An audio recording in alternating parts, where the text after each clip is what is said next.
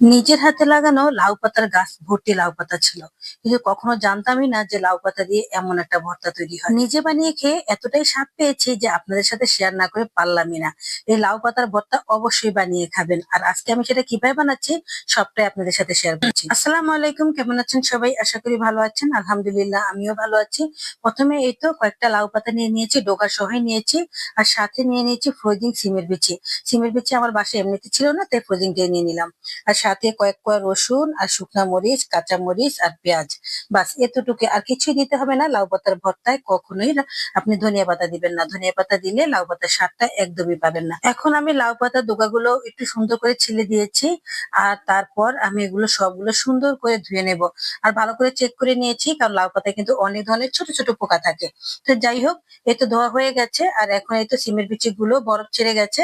এখন সবগুলো উপকরণ একসাথে আমি একটা ফ্রাই প্যানে দিয়ে দিয়েছি।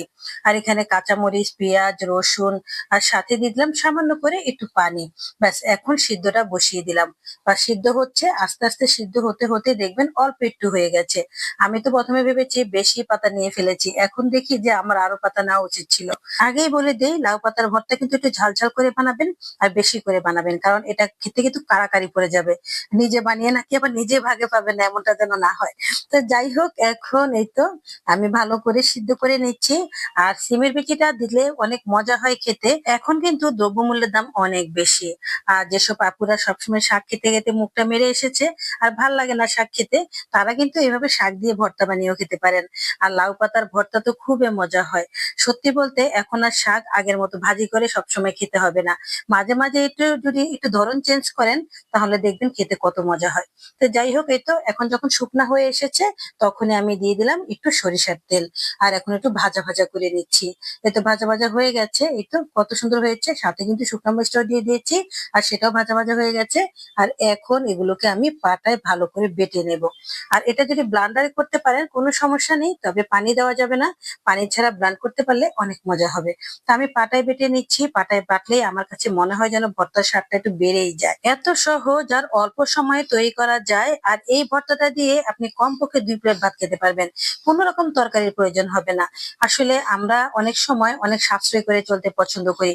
যেহেতু আমরা মধ্যবিত্ত, তো সাশ্রয় করে চলতে গেলে কিন্তু অনেক সময় আমাদের অনেক কিছু যদি চেঞ্জ করে একটু ঘুরিয়ে ফিরিয়ে রান্না করি, তাহলে কিন্তু আমাদের অনেক সাশ্রয় হয়। তো এই যে লাউ পাতার ভর্তাটা অলরেডি বানিয়ে ফেলেছি।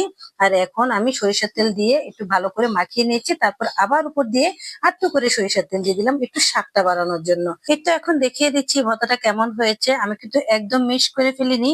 অনেকে আছে ভর্তা মিশ খেতে পছন্দ করে, তো আমার পছন্দ একটু আড়াবাটা। যারা মিশ খেতে পছন্দ করেন তারা ভালো করে মিশ করে ফেলবেন। আজকের এই লাউ পাতার ভর্তাটা কেমন হয়েছে অবশ্যই কমেন্ট করে বলবেন, আর কমেন্টের উত্তর দিতে আমার ভীষণ ভালো লাগে, কারণ আপনারা যেমন আমাকে ভালোবাসেন, আমিও আপনাদেরকে ভালোবাসি। ভালো থাকবেন সবাই, আজ এ পর্যন্তই। আল্লাহ হাফেজ।